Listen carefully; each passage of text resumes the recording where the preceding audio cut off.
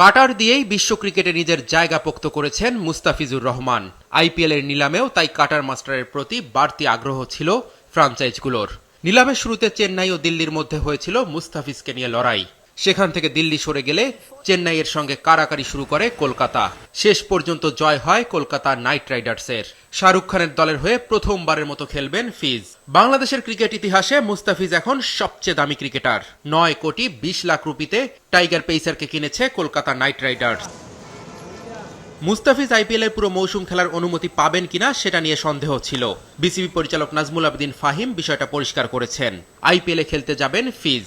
তবে এপ্রিলে ঘরের মাঠে হতে যাওয়া নিউজিল্যান্ড সিরিজের সময় দলের প্রয়োজনে ডাকা হতে পারে এই বাঁহাতি পেসারকে। পুরোটা আইপিএল খেলার সুযোগ পাবে। মাঝখানে আমাদের একটা ইম্পর্টেন্ট সিরিজ আছে, সেখানে হয়তো ওকে আমরা 8-10 দিনের জন্য ছাড়বো না। এই নিউজিল্যান্ডের সময় আমরা ওকে ওডিআই সিরিজের সময় রাখবো। ইন্ডিয়ান প্রিমিয়ার লিগে গত 8 আসরে 5টি ভিন্ন দলের হয়ে 60টি ম্যাচ খেলেছেন মুস্তাফিজুর রহমান।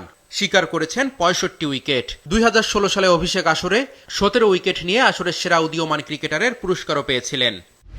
আইপিএল নিলামে বিক্রি হয়েছেন শুধু মুস্তাফিজই। পেসার তাসকিনের নাম উঠেছিল, কিন্তু তাকে নিতে আগ্রহ দেখায়নি কেউ। এছাড়াও বাকি 5 ক্রিকেটার রিশাদ হোসেন, তানজিম সাকিব, শরীফুল ইসলাম, নাহিদ রানা ও রাকিবুল হাসানের নামই ওঠেনি, অর্থাৎ এখনো অবিকৃত তারা।